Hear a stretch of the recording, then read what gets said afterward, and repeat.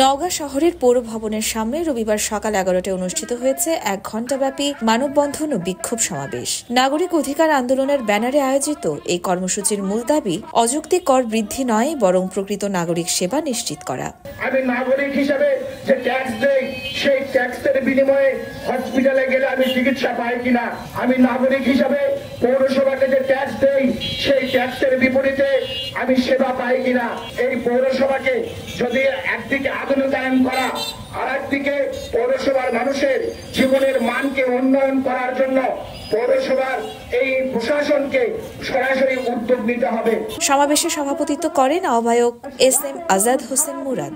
বক্তব্য রাখেন শিক্ষক জাহিদ রব্বানী, জয়নাল আবেদিন মুকুল, আক্তারুন সহ আরো অনেকেই। দিন চলে না আমাদের এই পয়সা দিয়ে, আর আপনি এত করতে কোথেকে আমরা দিব? কোনো কথা মানে না, আপনার কথা হলো অত।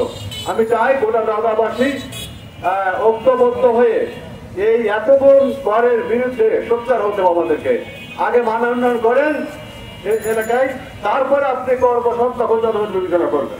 বক্তারা বলেন, 1989 সালে নওগাঁ পৌরসভা প্রথম শ্রেণীতে উন্নীত হলেও সেবার মানের কোনো উন্নয়ন হয়নি। ড্রেনেজ নেই, সামান্য বৃষ্টিতেই জলাবদ্ধতা, ভাঙাচোরা রাস্তায় চলাচলে চরম দুর্ভোগ, নেই বিশুদ্ধ পানির ব্যবস্থা। সন্ধ্যার পর লাইটিং না থাকায় বাড়ে নিরাপত্তাহীনতা। এইসব সমস্যার সমাধান না করেই উল্টো বাড়ানো হয়েছে পৌর কর, যা সম্পূর্ণ অযৌক্তিক বলে দাবি করেন তারা।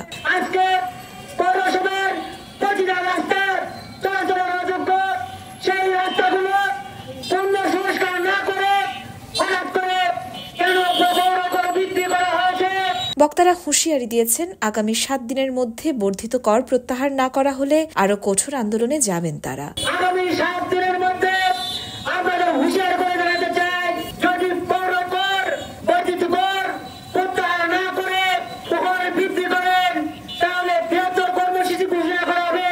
মানববন্ধনে পৌরবাসী সহ বিভিন্ন শ্রেণী পেশার মানুষ একত্রিত হন। তাদের স্লোগানে মুখরিত হয় নওগাঁর মুক্তির মোড়, কর নয় সেবা চাই। নওগাঁর জনতার একটাই দাবি। ইয়র্মা শায়ের জাহান, দেশকাল নিউজ।